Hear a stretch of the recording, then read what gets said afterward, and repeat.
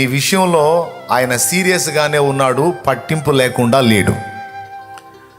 కానీ మనకున్న పరిస్థితులను బట్టి మనకు అలా అనిపిస్తుంది.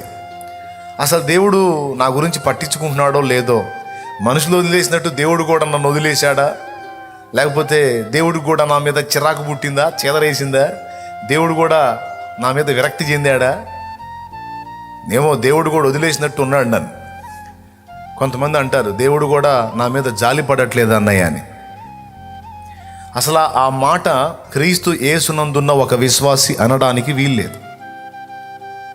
యేసు ప్రభుని ఎరగని ఒక అన్యజనురాలు ఆ మాట అంటే అందులో అర్థం ఉంది. ఎందుకంటే సత్యం వారికి తెలియదు గనక, వారు అజ్ఞాన దశలో ఉన్నారు గనక ఏది పడితే అది మాట్లాడతారు. క్రీస్తు యేసునందున్న మనం అలా మాట్లాడడానికి వీల్లేదు అంటుంది వాక్యం. ఎందుకంటే ఎప్పుడైతే నీవు సత్యవంతుని తెలుసుకున్నావో, ఆయన రెక్కల నీడకు వచ్చేసావో, ఇప్పుడు దేవుని నువ్వు ఎరుగుట ద్వారా ఆయన చేత ప్రత్యేకంగా నీవు ఎరుగబడినావు.